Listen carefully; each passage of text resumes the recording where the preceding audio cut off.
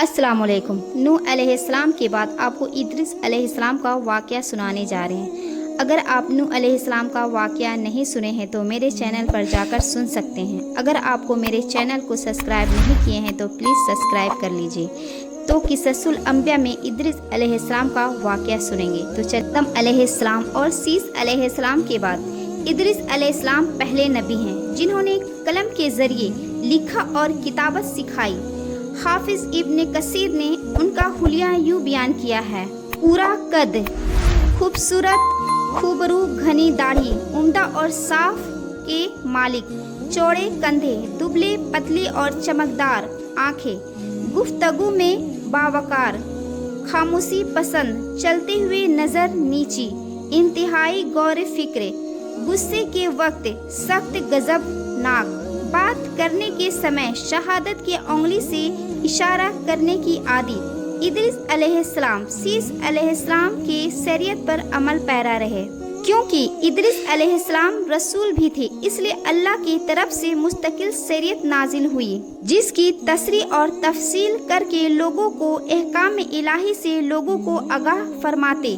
ادریس علیہ السلام نے دیکھا مفسدین ایمان والوں میں ظلم اور زیادتی کر رہے ہیں، کا فساد بڑھتا جا رہا ہے، اور سمجھنے کے باوجود اور سمجھانے کے باوجود یہ لوگ باز نہیں آ رہے، تو انہوں نے اپنے پیروکاروں کو جہاد کا حکم دیا۔ ادریس علیہ السلام پہلے شخص ہیں جنہوں نے اللہ کے راستے میں جہاد کیا اور غنیمت حاصل کی، دشمنوں کو قیدی بنایا۔ غنیمت اور قیدی ان کے لیے حلال نہیں تھے۔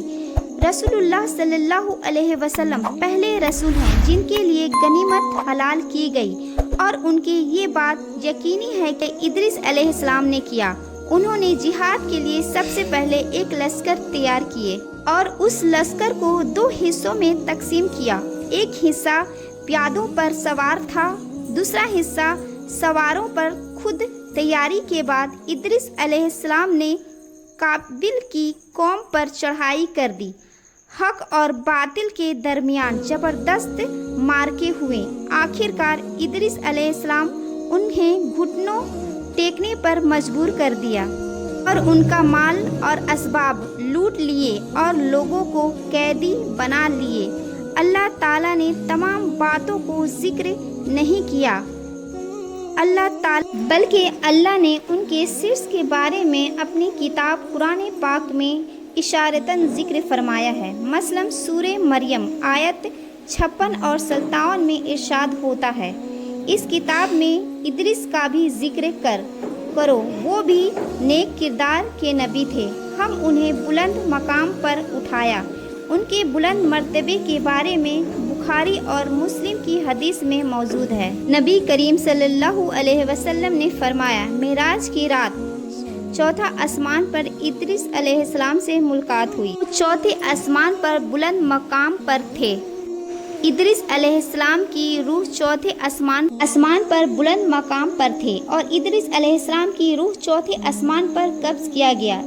جب ادریس علیہ السلام کی وفات ہو گئی، فساد میں اور بڑھ گئے اور ان میں شر پھیل گیا، تاہم ناتوحید پر قائم رہے۔ بت پرستی کا ان میں کوئی شعور نہیں تھا۔